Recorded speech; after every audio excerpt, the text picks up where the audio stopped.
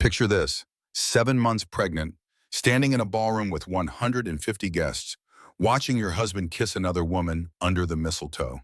Then his mother announces both of their pregnancies. The entire room applauds. That was my rock bottom, or so I thought. Because here is what nobody in that room knew. I was not the poor housewife they pitied. I was the CEO of an $8 million company. Half the people applauding my humiliation worked for me. And the woman my husband was kissing? She was my employee. My name is Sarah Mitchell. This is the story of how one Christmas party destroyed my marriage, almost cost me everything, and became the greatest transformation of my life. We are talking criminal arrests, FBI involvement, corporate espionage, and a plot twist involving a secret third woman that will blow your mind. Before we start, if you love stories where the underestimated woman comes back stronger than ever, hit that like button right now. Drop a comment telling me, have you ever been completely underestimated?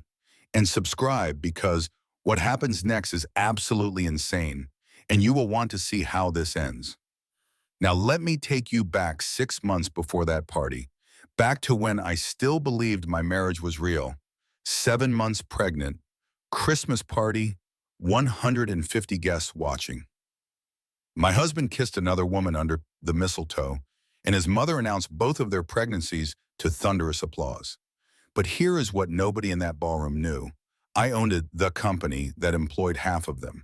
I was worth $8 million. And the woman my husband was kissing, she worked for me. My name is Sarah Mitchell, and this is the story of how I lost everything in one night and took it all back with interest. Let me back up 6 months because you need to understand how I got to that moment. I am 32 years old, and until that Christmas night, everyone thought I was just a simple housewife who married above her station. My husband, Michael, believed he married someone sweet and naive from a poor background. His mother, Patricia, thought I was lucky to be part of their wealthy family. They saw exactly what they wanted to see, a grateful girl who landed a rich husband. Here is what they did not know. I am the silent partner and co-founder of Mitchell & Associates, a marketing firm worth $8 million. I built it from nothing with my college roommate when I was 24 years old. We started in a garage with one client and a dream.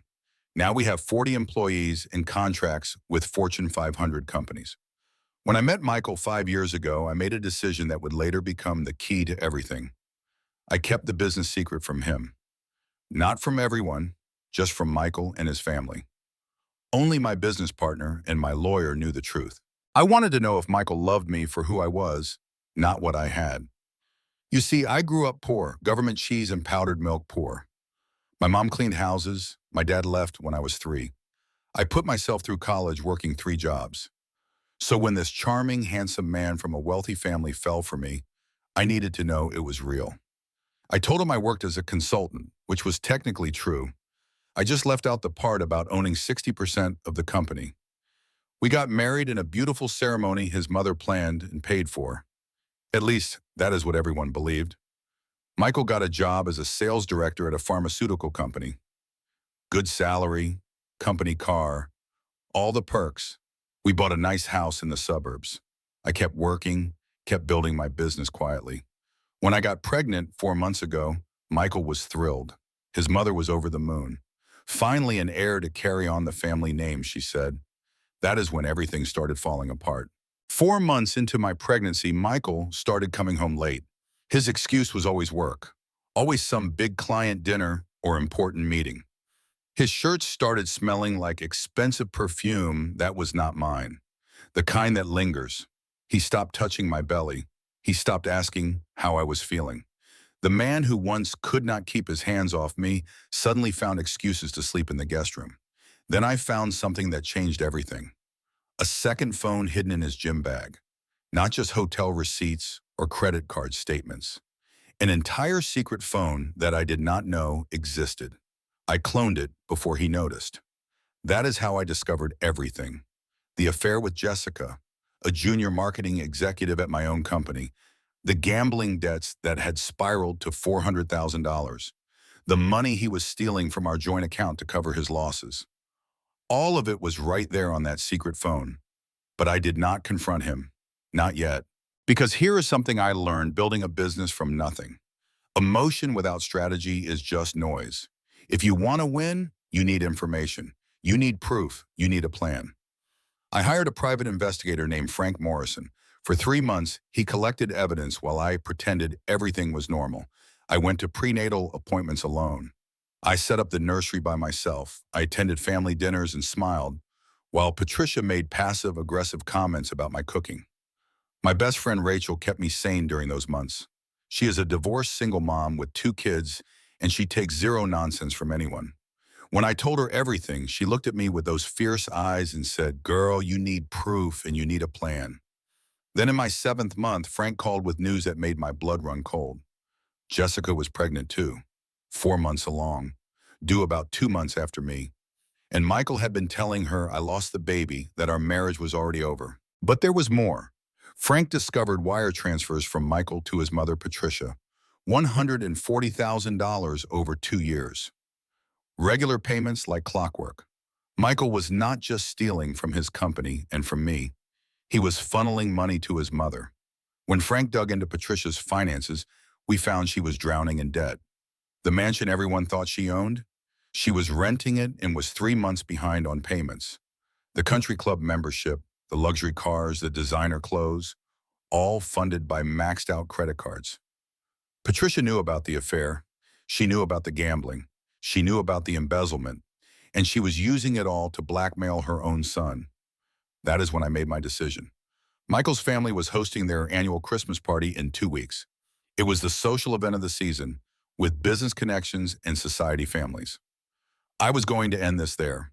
I spent those 2 weeks preparing, working with my lawyer to get divorce papers ready, making copies of everything Frank had collected, storing evidence in 3 different locations. Rachel helped me pick out a dress for the party, a gorgeous silver maternity gown that showed off my pregnancy instead of hiding it. I wanted everyone to see exactly what Michael was abandoning. The night before the party, I could barely sleep. My daughter was kicking up a storm inside me, as if she could sense that tomorrow everything would change. I put my hand on my belly and whispered to her, "Watch mommy work, princess. Watch what happens when they underestimate us." The party was being held at Patricia's estate, the house she always referred to as the family mansion. Marble floors, crystal chandeliers, enough rooms to house a small village. Patricia loved playing the role of high society matriarch. I arrived fashionably late, strategic. I wanted everyone already there, already comfortable, already drinking. My silver maternity gown caught the light from the massive chandelier as I walked through the entrance hall. The house had been transformed into a winter wonderland. White and silver decorations everywhere. Ice sculptures flanking the doorway. A live string quartet playing classical music in the ballroom. It looked like something out of a magazine.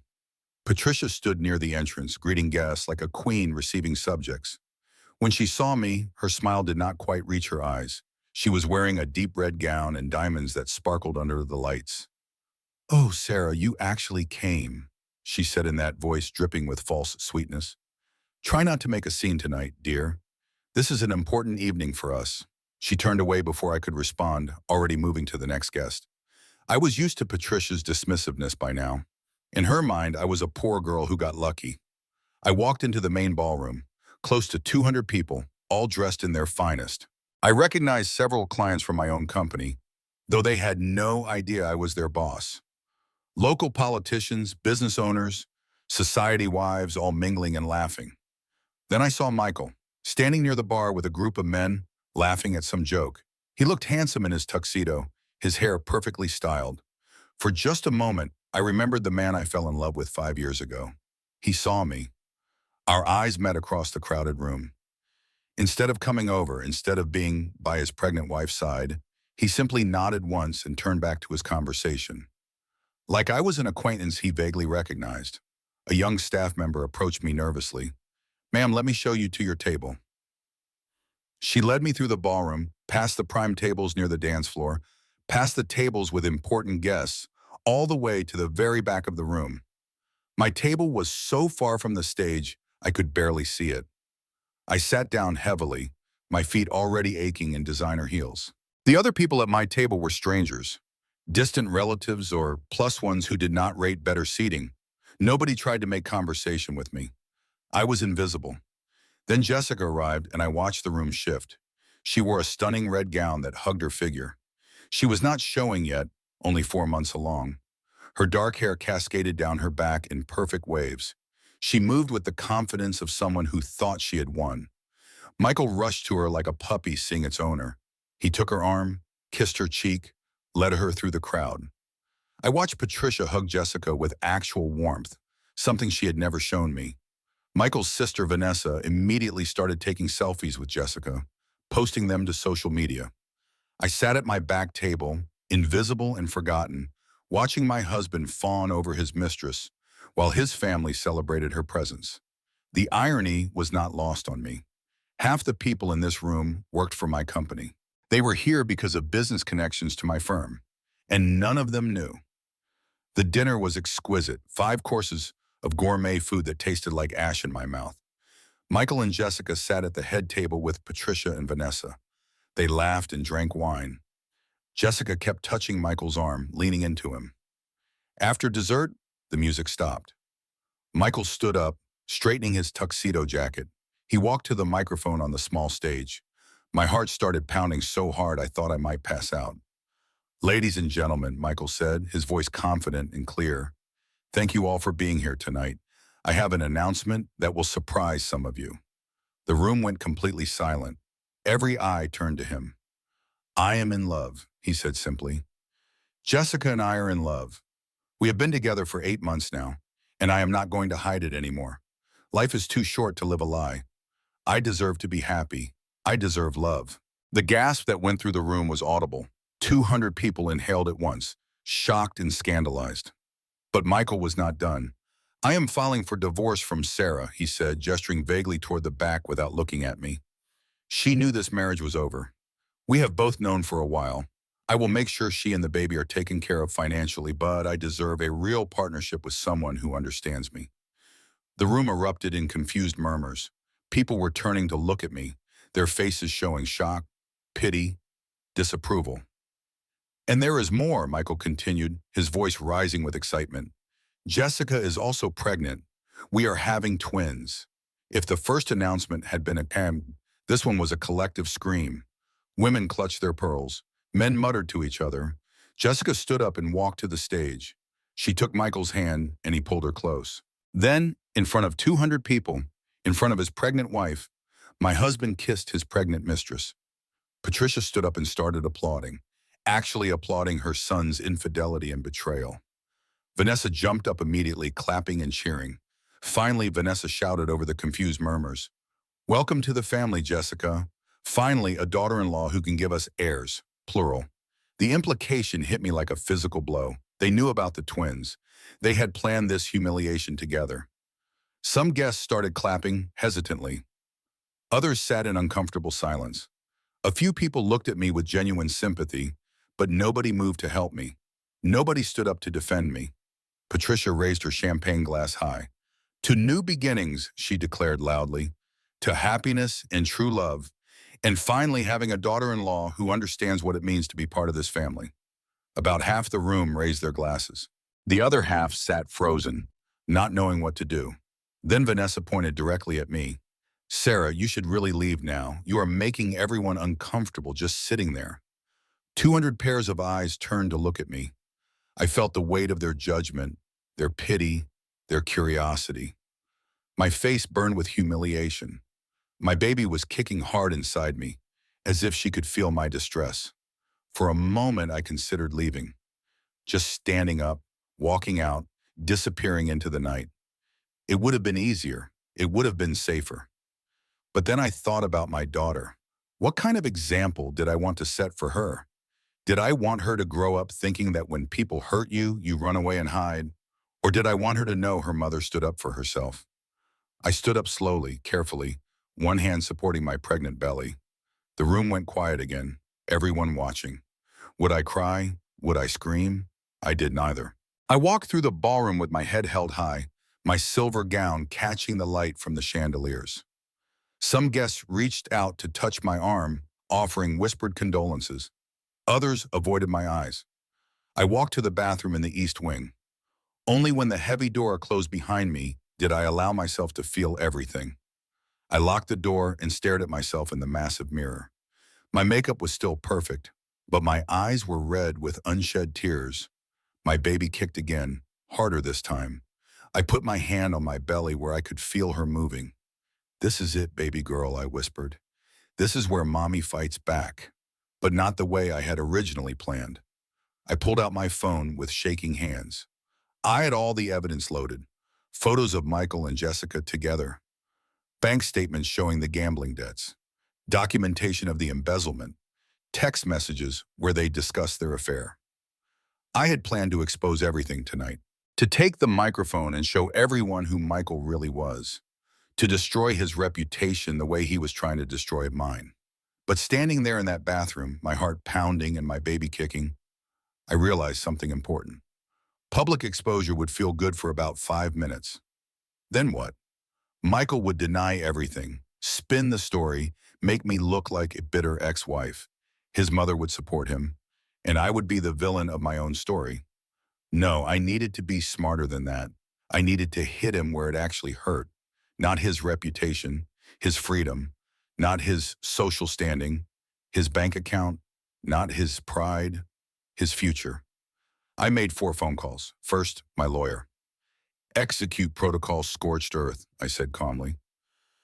Everything we discussed. He did not ask questions. Consider it done.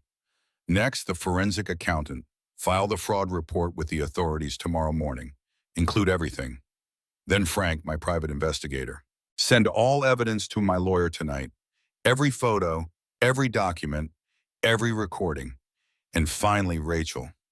"I need you," I said simply. My voice broke on those 3 words. "I'm already on my way," she said. "Text me your location." 20 minutes. I cleaned up my face, fixed my makeup. Then I did something that would either be brilliant or insane. I walked back into that party. The conversation stopped when I entered the ballroom. The orchestra was playing again. People were dancing, but when they saw me, a hush fell over the room. I walked straight to where Michael and Jessica stood near the champagne fountain with Patricia and Vanessa. They were laughing about something. Michael's face went pale when he saw me approaching. "Sarah, please do not make a scene," he said quietly. I smiled at him, a real smile. "I will not," I said sweetly.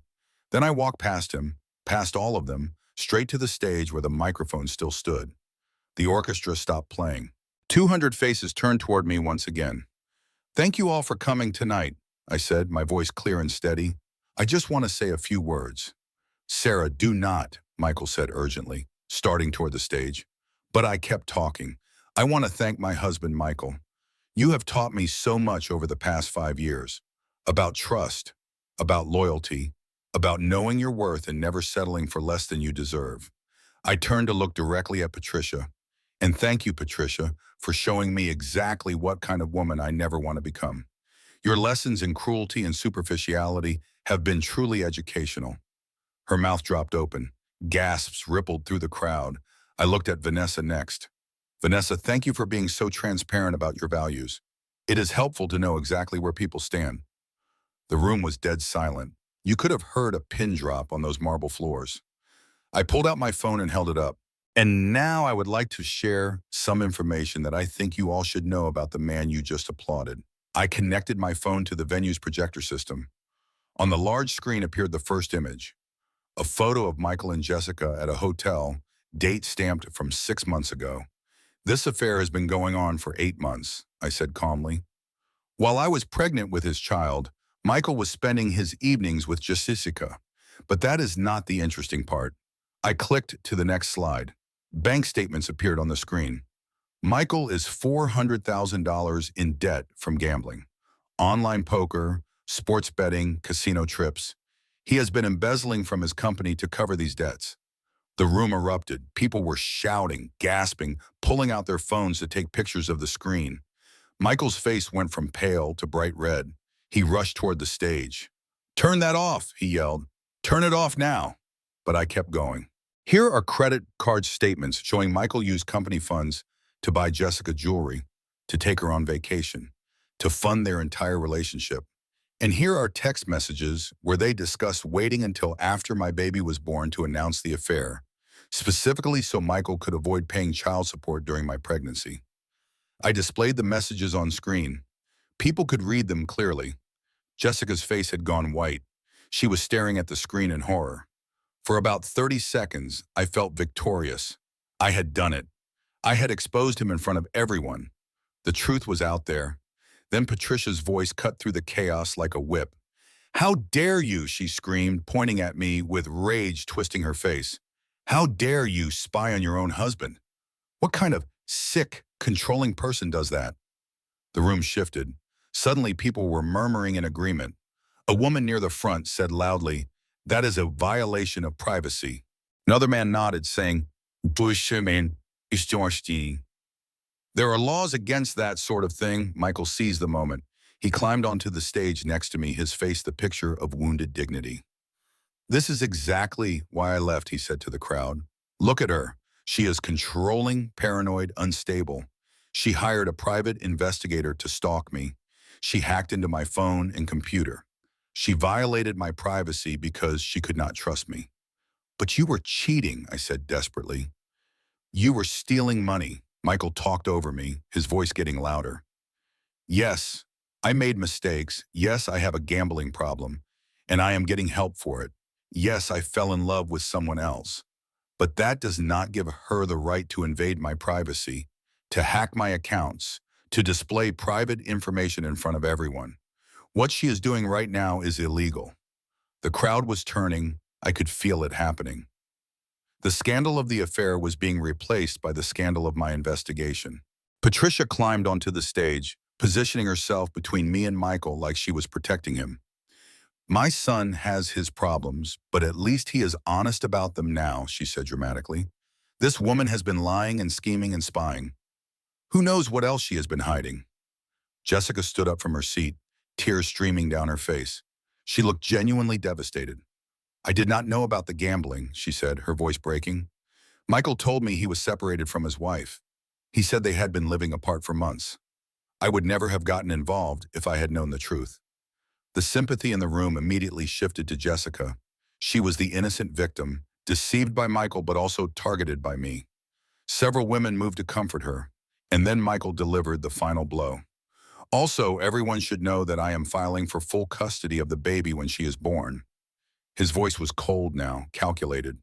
"Sarah is clearly mentally unstable. This behavior tonight proves it. I cannot allow my daughter to be raised by someone who is paranoid, vindictive, and willing to break the law to hurt people." The room exploded with conversation. My carefully planned exposure had backfired spectacularly. Instead of destroying Michael's reputation, I had destroyed my own. Vanessa's voice rose above the chaos. "Security, please escort Sarah out of the building." Two large security guards appeared. They approached the stage carefully, as if I might be dangerous. "Ma'am," one of them said gently, "you need to leave now." I looked out at the crowd. 200 faces stared back. Some looked sympathetic, but most looked uncomfortable, judgmental or outright hostile. My perfect plan had failed. My moment of triumph had turned into my ultimate humiliation. With as much dignity as I could muster, I stepped down from the stage. The security guards flanked me as I walked through the ballroom one more time. This time, nobody reached out. Nobody offered condolences. They all moved away from me like I was contagious. As I reached the door, I heard Patricia's voice behind me, loud enough for the whole room to hear. "Well, that was unfortunate. But shall we get back to celebrating?" The orchestra started playing again before I even left the building. By the time I got to my car, the party had resumed as if I had never been there at all. I sat in the driver's seat, my hands shaking so badly I could barely get the key in the ignition. My baby was kicking frantically, like she could feel my panic. I had failed. Everything I had planned, all the evidence I had collected, it had all blown up in my face. Worse, Michael was threatening to take my baby. He was going to paint me as an unstable, unfit mother. And after tonight, after that scene, who would believe me over him? My phone buzzed. "Rachel, where are you?" "I am at the house. Are you okay?" I managed to type back. "On my way." I do not remember the drive to Rachel's apartment. The next thing I knew, I was parked outside her building and she was opening my car door. "Come on," she said gently. "Let's get you inside." Rachel's apartment was small but cozy. Her two kids were at their dad's for the weekend, so it was just us. She sat me down on her couch, brought me water, wrapped a blanket around my shoulders. "Tell me everything," she said. So I did. I told her about the party, about Michael's announcement, about my failed attempt to expose him, about how everything had backfired. By the time I finished, I was crying so hard I could barely breathe. "He is going to take my baby," I sobbed. "He is going to say I am unstable, and after tonight, everyone will believe him. I am going to lose everything." Rachel let me cry for a while. She did not offer empty reassurances. She just sat there with me, holding my hand, letting me fall apart. When I finally stopped crying, Rachel made us both tea. She came back and sat down next to me. "Okay," she said, "that was a disaster. I am not going to lie to you, but disasters are not endings. They are just plot twists."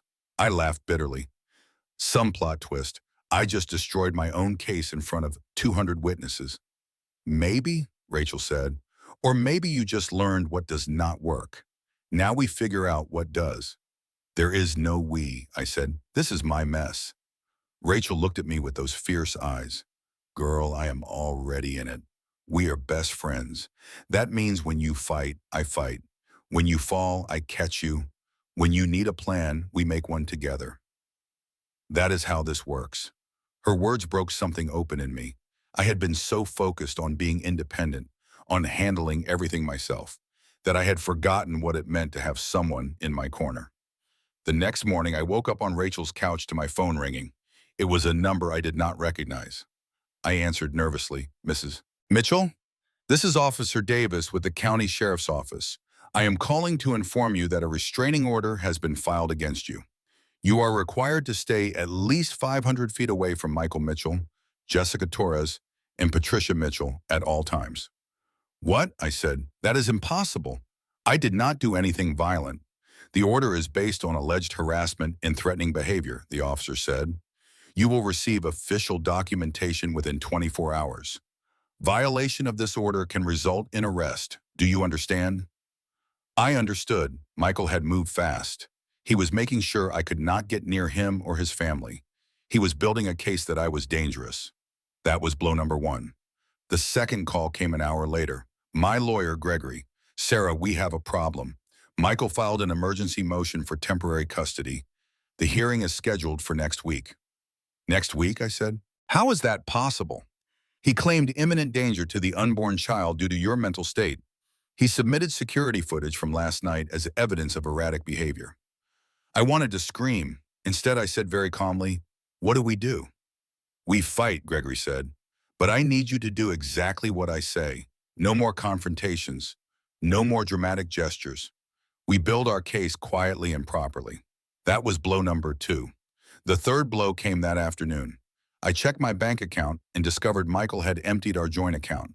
$35,000 gone. Money I had been putting away for our daughter's future, for her college fund, for emergencies. I called the bank. They said since it was a joint account, either party could withdraw funds. There was nothing I could do about it. Michael had legally stolen from me. But then I noticed something else, something that made my blood run ice cold. There were attempted access logs on my business account.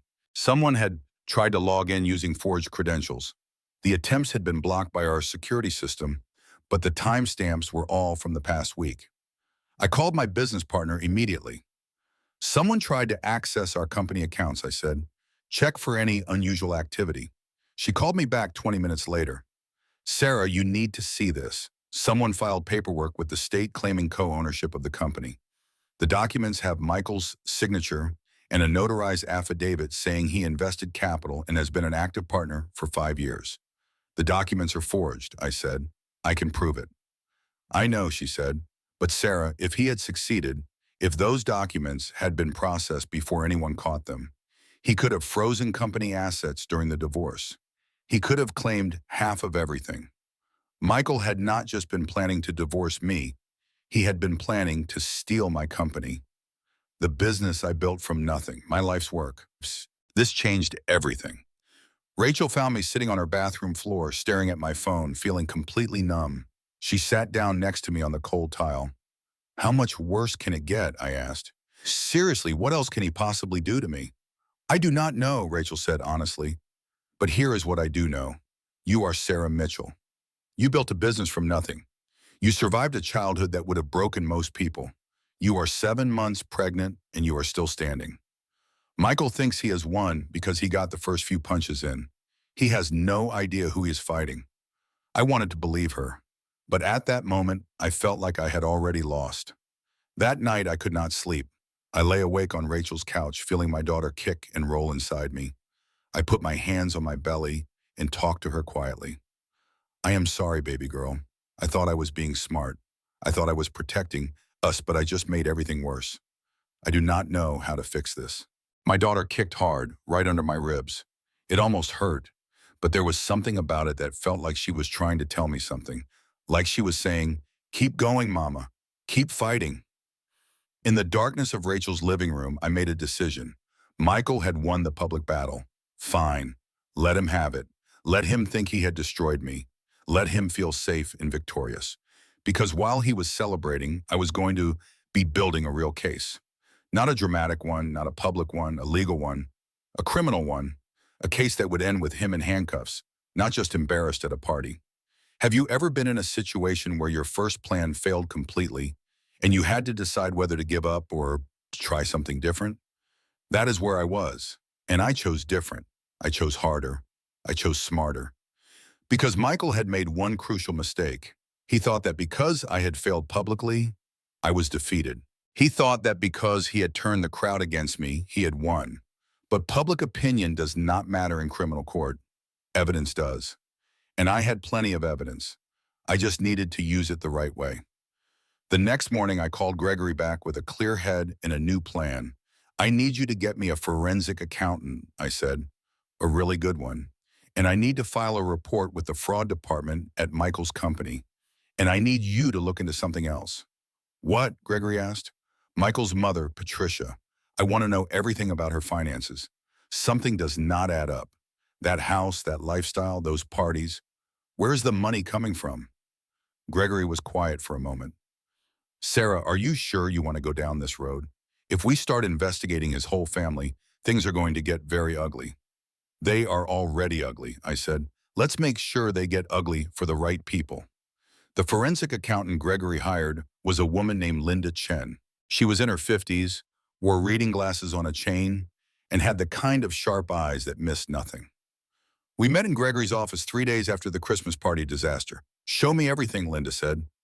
I pulled out all the documentation Frank had collected, bank statements, credit card bills, wire transfers, everything showing Michael's gambling debts and the money he had taken from our joint account.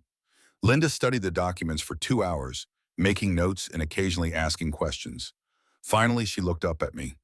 Your husband is an idiot, she said bluntly. He did not even try to hide this properly. Every transaction is documented. He left a trail a child could follow. That is good, right? I asked. It is very good, Linda said. But there is something else here.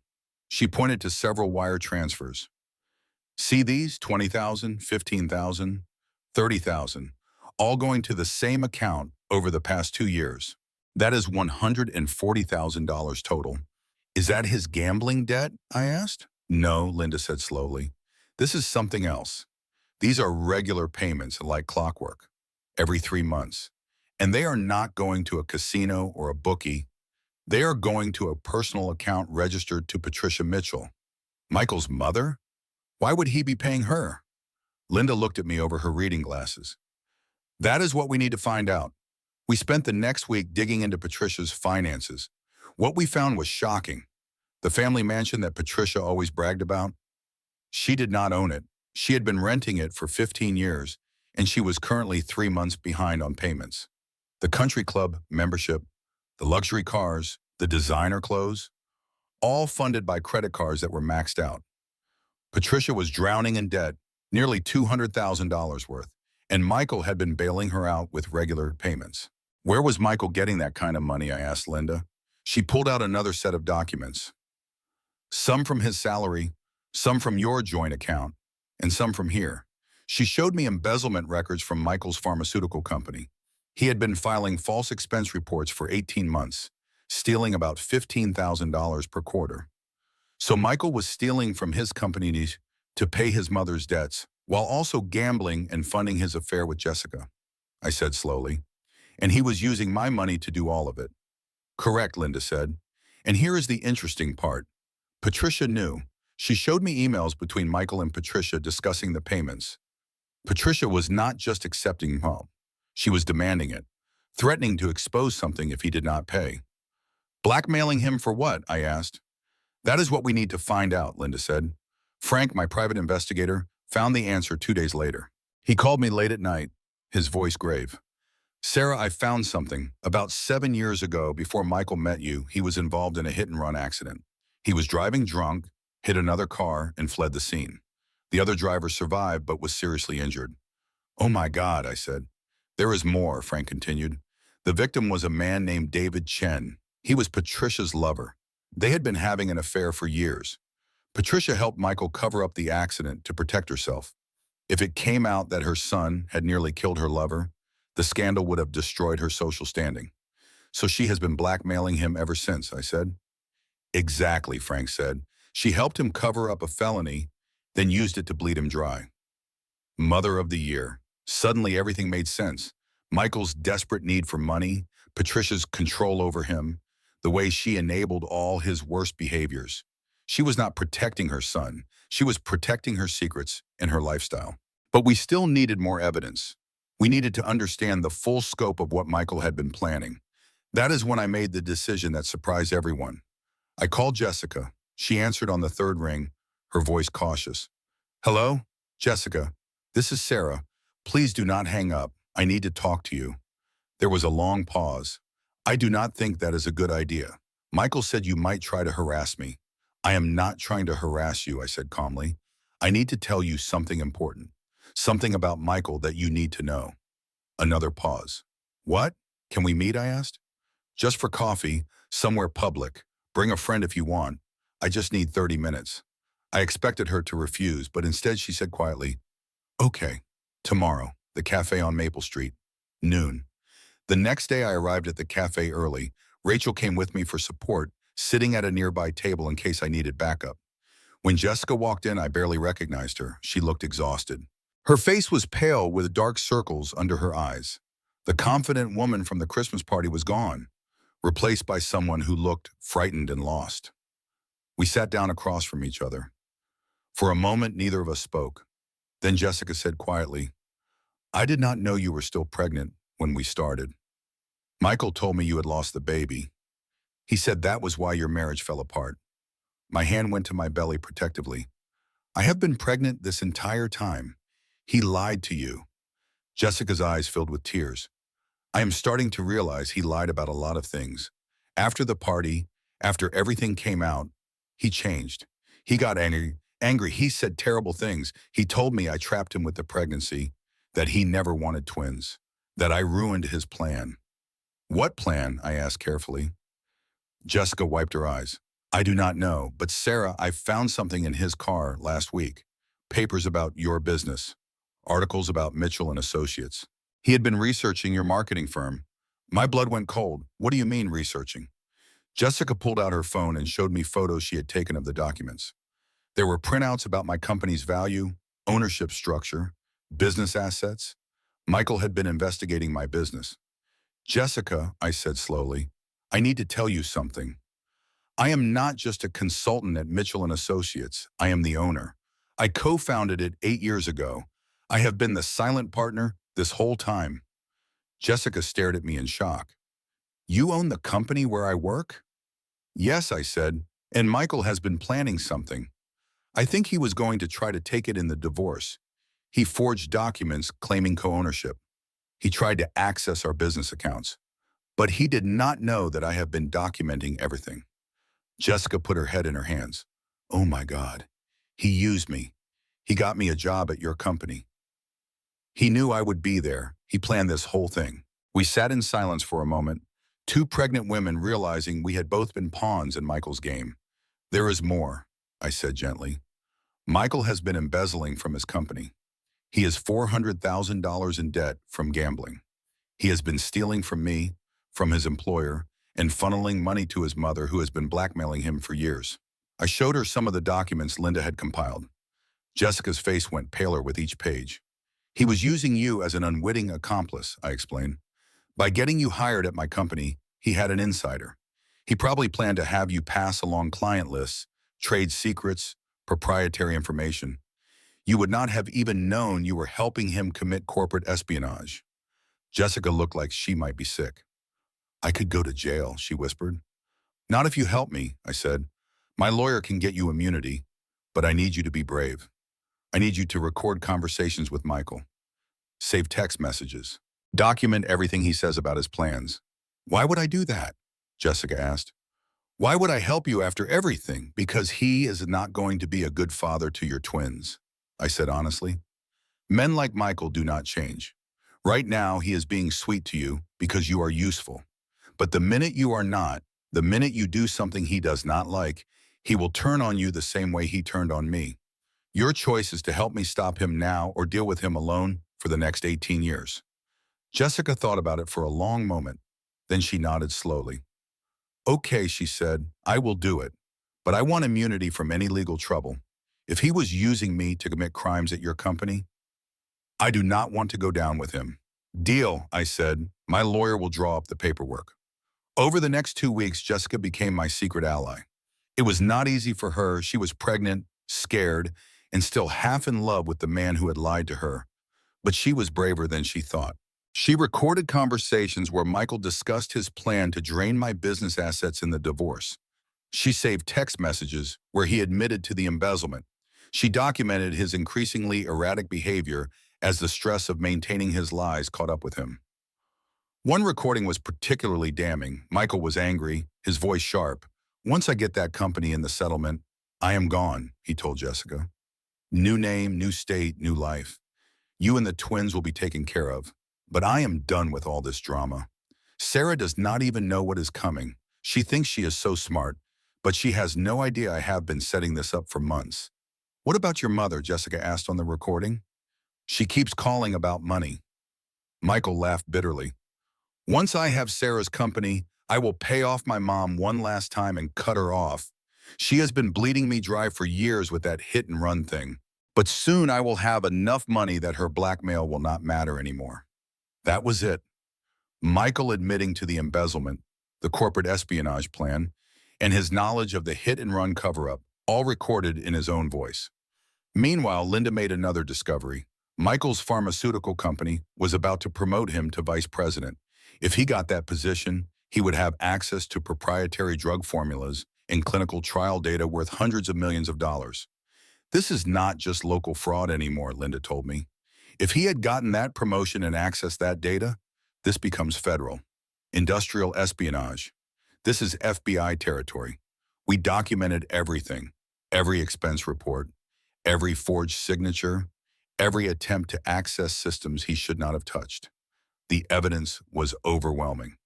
Michael's company had been doing their own internal investigation. Once they saw our criminal complaint, their security team went through every transaction Michael had made for 3 years. They found discrepancies totaling over $300,000. By the end of week 2, we had built an airtight case, not just against Michael, but against Patricia as well. She had been an active participant in the blackmail scheme. She had helped cover up a felony. She had accepted money she knew was stolen. Gregory reviewed all the evidence with a satisfied smile. Sarah, this is bulletproof, he said. When we present this in court, Michael will not have a choice but to take a plea deal. His lawyer will advise him to plead guilty rather than face trial. What about Patricia? I asked. She will be charged as an accessory, Gregory said. Blackmail, conspiracy to commit fraud, helping to cover up the hit and run. Her society friends are going to drop her like a hot potato. In the custody case, I asked quietly. That was what scared me most. With Michael facing criminal charges, no judge will give him custody, Gregory said firmly. In fact, you will probably be able to get supervised visitation only. He will be lucky if he gets to see the baby at all. I sat back in my chair, one hand on my belly. My daughter was kicking steadily, a reassuring rhythm. We had done it.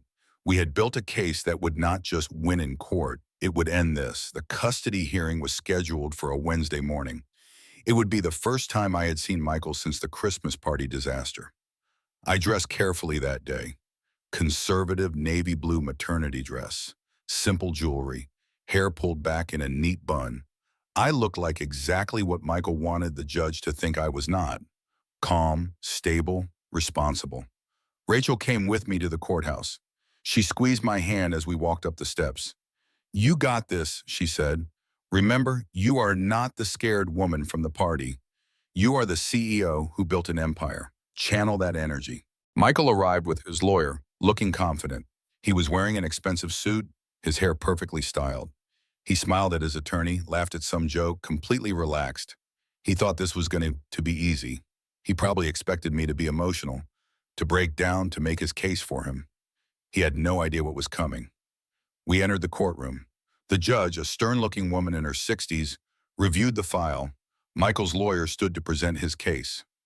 "Your Honor," he began, "my client has filed for emergency temporary custody due to concerns about the mother's mental stability. We have video evidence from a recent incident where Mrs. Mitchell displayed erratic, threatening behavior in public." He played an edited video from the Christmas party. "It showed me on stage, showing evidence on screen, but it was cut to make me look unhinged. Out of context, it looked bad. Really bad." Michael's lawyer continued. "Mrs. Mitchell hired a private investigator to stalk my client. She hacked into his personal accounts. She violated his privacy repeatedly. This behavior demonstrates an unstable mental state that makes her unfit to care for a newborn." I sat quietly, my hands folded on my belly. Gregory had told me not to react, not to show emotion. Let them think they are winning. The judge looked at me. "Mrs. Mitchell, how do you respond to these allegations?" Before I could answer, the courtroom doors opened. 3 police officers walked in, then 2 people in FBI windbreakers. Michael's face went from confident to confused. His lawyer looked equally puzzled. One of the police officers approached Michael. "Michael Mitchell?" Michael looked up, his confusion turning to alarm. "Yes, you are under arrest for embezzlement, fraud, conspiracy to commit theft, and attempted industrial espionage." The officer began reading him his rights while producing handcuffs. Michael's face went from pale to bright red. "What? This is ridiculous. I demand to speak to my lawyer." His lawyer looked just as shocked as he did. "Your Honor, I had no knowledge of any criminal charges. This is highly irregular." The judge looked at the officers, then at Gregory. "Counselor, do you know anything about this?" Gregory stood smoothly. "Your Honor, my client filed a criminal complaint 3 weeks ago with the district attorney's office.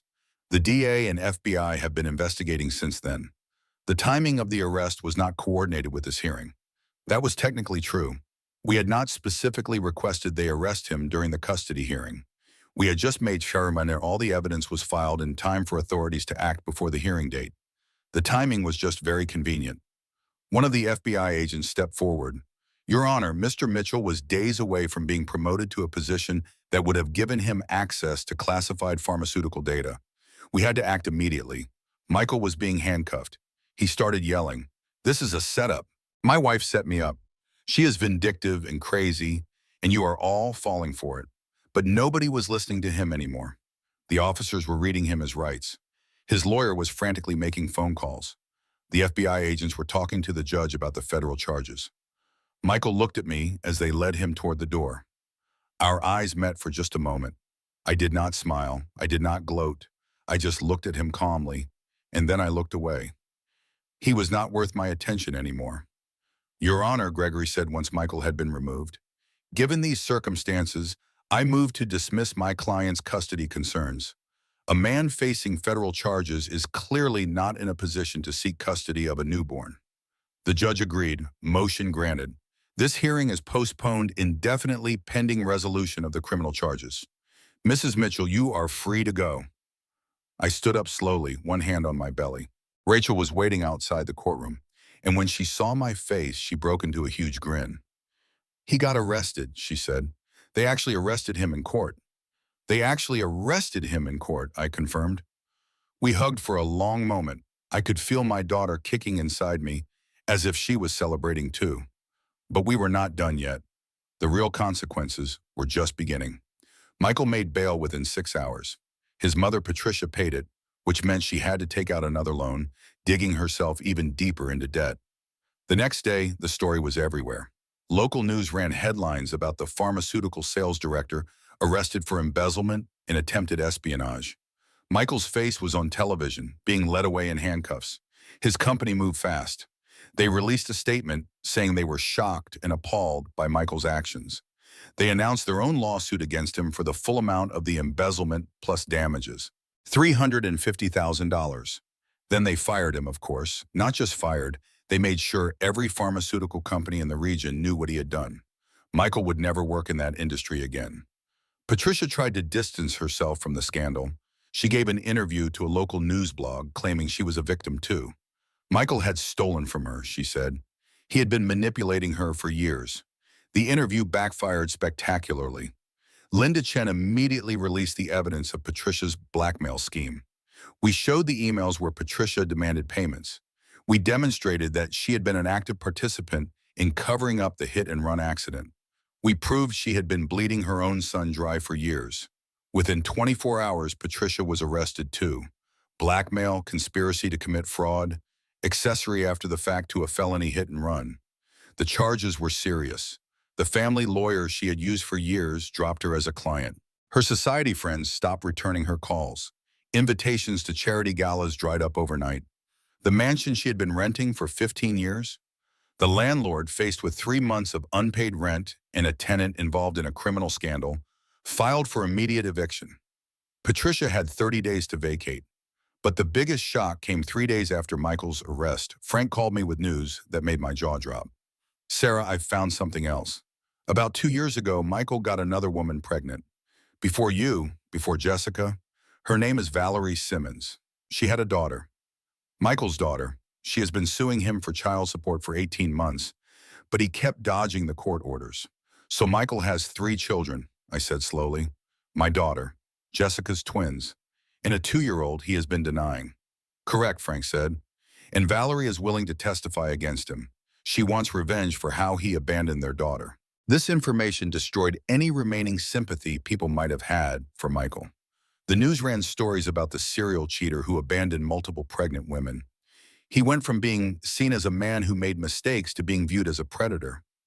Jessica called me the day after the Valerie story broke. Sarah, I had no idea. About the other woman, the other child.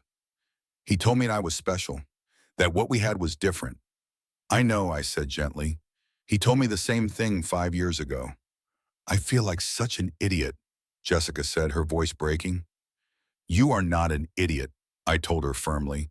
You are a smart woman who was manipulated by someone very good at lying. That is not your fault. There was a long pause. Then Jessica said, Thank you for not hating me. I would understand if you did. I did hate you, I admitted. For a while, but then I realized we are on the same side. We are both mothers trying to protect our children from a man who does not deserve them. Jessica started crying softly. I am scared, Sarah, about being a single mom to twins, about facing this alone. You are not alone, I said. I know we are not friends. Maybe we will never be friends, but we can be allies. We can help each other navigate this. I would like that, Jessica said quietly. Michael's lawyer discovered just how deep the hole was. The evidence against Michael was overwhelming. Bank records, emails, Jessica's recordings, his company's internal investigation, testimony from multiple victims. All of it painted a picture of sustained criminal behavior over multiple years. The lawyer advised Michael to take a plea deal, plead guilty to reduced charges, serve 18 months in minimum security prison, pay full restitution, avoid a trial that would likely result in a much longer sentence. Michael refused at first. He insisted he could win. He thought his charm would save him. He still did not understand that none of that mattered anymore. The evidence was too clear. The crimes were too well documented. Then Jessica made her final move. She called Michael and told him she had been working with me. She told him she knew about his plans to steal my company. She told him she had recorded everything. Michael exploded. The recording of that conversation was chilling. He threatened Jessica. He said terrible things about her, about the twins. He said he would claim the babies were not his, that he would force a paternity test and delay child support for months. He called her horrible names. Jessica recorded all of it. Then she brought the recording to his lawyer. The lawyer listened to his client threaten a pregnant woman carrying his children. He heard Michael's rage, his willingness to hurt anyone to save himself. The lawyer realized that if this went to trial, if a jury heard Michael's own words, he would be destroyed. The lawyer convinced Michael to take the plea deal. He had no choice. The evidence was overwhelming, and his own behavior kept making things worse. Michael Mitchell pled guilty to embezzlement, fraud, conspiracy, and attempted industrial espionage. He was sentenced to 18 months in minimum security prison, 3 years probation, and full restitution of $450,000 to his company and to Miba. Patricia took a plea deal too. She pled guilty to blackmail and conspiracy. She received 2 years probation, 500 hours of community service, and a permanent restraining order preventing her from contacting Michael or me. Vanessa, Michael's sister, was charged with helping to forge the documents claiming Michael's co-ownership of my company. She took a plea deal. Fines, community service, probation. Her reputation in her social circle was destroyed. The day Michael was sentenced, I sat in the back of the courtroom, 8 months pregnant, and watched the judge hand down the ruling. Michael looked broken, small. The confident, charming man I had married was gone, replaced by someone I barely recognized. As he was led away, he looked back at me once. Our eyes met across the courtroom. I did not smile. I did not gloat. I just looked at him, then looked away. He was not worth my attention anymore. 2 weeks after Michael's sentencing, I gave birth to my daughter. I named her Emma. She was 7 pounds, 3 ounces, with dark hair and the most beautiful eyes I had ever seen. Rachel was in the delivery room with me, holding my hand through every contraction. When they placed Emma in my arms for the first time, I cried. Not from pain or sadness, but from relief and joy and overwhelming love. This little girl was mine. She was safe, and nobody could take her from me. Jessica sent flowers and a card. It said simply, "Congratulations. You are going to be an amazing mother." I kept the card. Despite everything, Jessica had helped me when it mattered most. She had chosen to do the right thing, even though it was hard. That deserved recognition. Jessica gave birth to her twins 2 months later. A boy and a girl. Michael was in prison, so he was not there. Jessica's parents flew in to help her. I sent a baby gift, expensive and practical. Diapers, wipes, the things new parents actually need. I was back at work part-time when Emma was 3 months old. Finally public about my role as CEO of Mitchell & Associates. My employees had been shocked at first when the truth came out, but they adjusted quickly. If anything, they respected me more.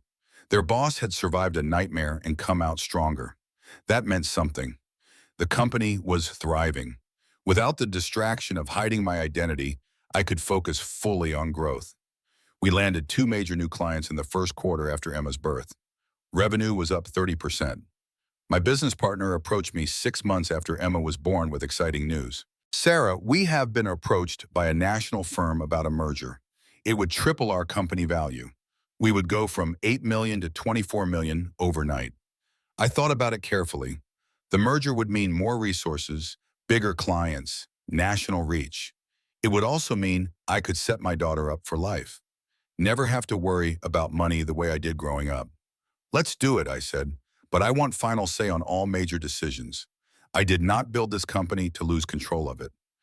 "Deal," my partner said with a smile. 6 months later, the merger was complete. Mitchell & Associates was now worth $24 million. I owned 51% of the new entity. I was a multimillionaire, finally able to show it. Have you ever worked so hard for something that when you finally achieve it, you almost cannot believe it is real? That is how I felt. I had built an empire while the world thought I was just a housewife, and now everyone knew the truth. I bought a new apartment, not a mansion like Patricia's rental, but a real home that belonged to me. 3 bedrooms, natural light, a nursery that Emma could grow into. It was ours, truly ours. Rachel helped me move in, her kids running around playing with baby Emma. "This is perfect," Rachel said, looking around the living room. "This is what you deserve." One afternoon, about a year after the Christmas party, I ran into Patricia at a grocery store. It was completely by accident. I was buying diapers and baby formula, and she was in line in front of me, counting out exact change for generic brands. She looked so different from the elegant woman who had hosted that party. Regular clothes with no designer labels. Gray roots showing in her hair. She looked tired and small and ordinary. Our eyes met. For a moment, neither of us said anything. Then Patricia said quietly, "Your daughter is beautiful." I saw photos online. "Thank you," I said simply. Patricia hesitated, then added, "I am sorry for everything. I know that does not change anything, but I am sorry. I looked at this woman who had treated me so cruelly, who had enabled her son's worst behaviors, who had valued appearances over kindness, and I felt something unexpected. Not forgiveness exactly, but not hatred either. Just a kind of sad acknowledgement that hurt people hurt people. I hope you find peace," I told her, and I meant it. Patricia nodded once, paid for her groceries, and left. I never saw her again. Michael got out of prison after serving 14 months for good behavior. I heard through mutual acquaintances that he was living in a different state, working construction, trying to rebuild his life. He sent child support payments on time every month. He had not asked to see Emma, and I had not offered. Maybe someday he would be ready to be a father. Maybe someday Emma would want to know him. But that was not my decision to make. When she was old enough, I would tell her the truth about her father, the good parts and the bad parts, how people are complicated and sometimes love is not enough. And then she could decide for herself what kind of relationship she wanted with him. Jessica and I were not close friends, but we stayed in touch. Our children would grow up knowing each other, connected by this strange shared history. Her twins were thriving. She had gone back to school to get her MBA. She was building her own life, separate from the man who had used her.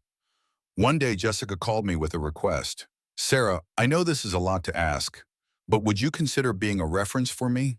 I am applying for a marketing director position at another firm." "Of course," I said. "You are talented, Jessica. What happened with Michael does not define you." "Thank you," she said. "That means a lot coming from you." A week later, the company called me for the reference check. I told them the truth. Jessica was skilled, hardworking, and had shown tremendous courage in difficult circumstances. She got the job. As for me, I was genuinely happy. Not in the fairy tale way I had imagined when I got married, not with the perfect family and the white picket fence, but happy in a real, solid, earned way. I had my daughter. I had my business. I had friends who stood by me when things got hard. I had proved to myself that I was strong enough to survive anything. Emma's first birthday party was small and perfect. Just close friends and family. Rachel came with her kids. Jessica brought her twins, which surprised me, but I was glad she felt comfortable. Emma was walking now, stumbling around on chubby legs and laughing at everything. She had Michael's eyes, but my smile. When she fell down, she always got back up. She was teaching me to do the same. We were not celebrating just Emma's birthday. We were celebrating survival. We were celebrating making it through the hardest year of our lives. We were celebrating new beginnings. Near the end of the party, Rachel pulled me aside. "I am proud of you," she said. "You could have let all this make you bitter, but you did not. You are still kind. Still you." "I do not always feel that way," I admitted. "Sometimes I am still angry." "That is normal," Rachel said. "You are allowed to feel all those things, but you are not letting those feelings define you. That is what matters." As everyone was leaving, Jessica hung back. She looked nervous. "What is it?" I asked gently. "I just wanted to say thank you," she said, "for treating me like a person instead of a mistake, for giving me that reference, for not hating me." "You were a victim too," I said. "Michael used both of us. You do not have to keep apologizing." Jessica's eyes filled with tears. She hugged me quickly, then gathered her twins and left. That night, after everyone had gone and Emma was asleep, I sat in my living room thinking about everything that had happened.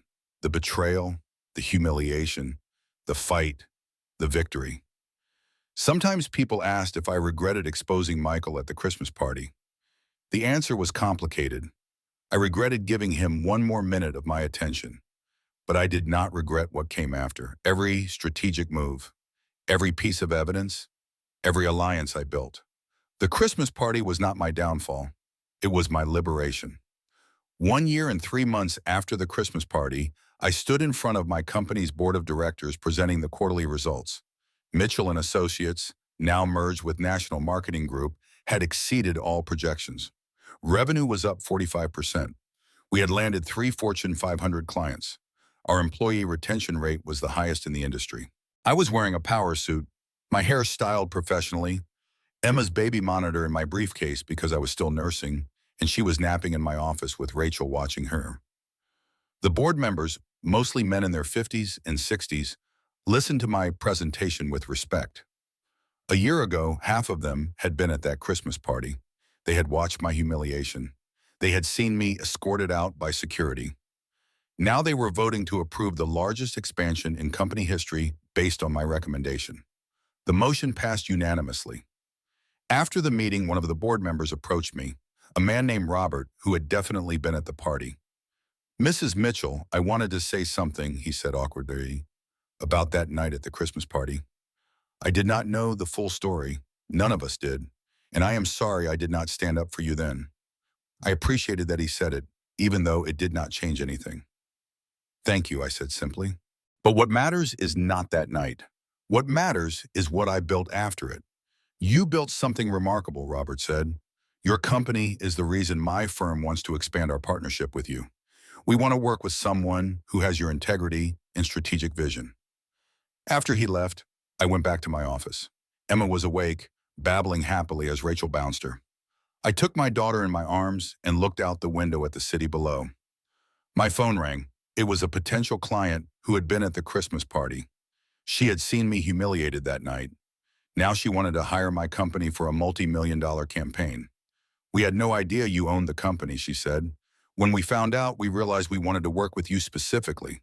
Someone who can handle that kind of pressure and come out stronger is exactly who we need leading our brand strategy." I scheduled the meeting and hung up. Then I looked at Emma. "Your mama is a boss," I told her, "and someday you will be too." Emma grabbed my finger and squeezed.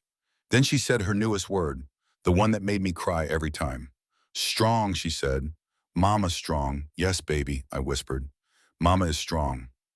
I thought about Michael somewhere in another state, working construction, trying to rebuild. I thought about Patricia, living in a small apartment, her society friends gone. I thought about that Christmas party where everything fell apart. They thought that party was my ending. It was actually my beginning. People sometimes ask me if I forgive Michael. The honest answer is I do not know yet. Forgiveness is not something I can force. Maybe it will happen over time. Maybe it will not. And either way is okay.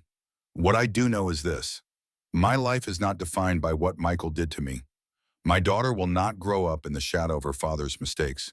We are building something new, something better, something that is ours. I carried Emma to the window and pointed at the city below. All those buildings, all those people, all those possibilities. "One day all this could be yours if you want it," I told her. "Or you can build something completely different. Whatever you choose, I will teach you that you are enough, just as you are." Because that was the lesson I learned the hardest way possible. That my worth was not determined by who stayed or who left. It was determined by who I became when I chose myself. I was Sarah Mitchell, mother, CEO, survivor, fighter. I was strong enough to build an empire and soft enough to rock my baby to sleep, smart enough to destroy my enemies and wise enough to choose peace instead. I was enough. I had always been enough. That was my real victory. Not revenge, not watching Michael suffer, not even the $24 million company. My real victory was standing in my office, holding my daughter, looking at the life I built from ashes, and feeling genuinely happy. They thought I was the poor girl who got lucky when I married Michael. Turns out they were the ones betting on the wrong woman. The phone rang again. Another opportunity, another client, another challenge to overcome. I smiled and answered it. Emma giggled in my arms. Outside the window, the sun was setting over the city I had conquered. This was not the ending I had planned when I walked into that Christmas party. It was so much better, and it was only the beginning. If this story resonated with you, remember this: your worth is not determined by who stays or who leaves. It is determined by who you become when you choose yourself. Trust your gut. Document everything. Build your empire. and never ever let anyone make you feel small. You are stronger than you think. You are braver than you know, and you are absolutely enough exactly as you are.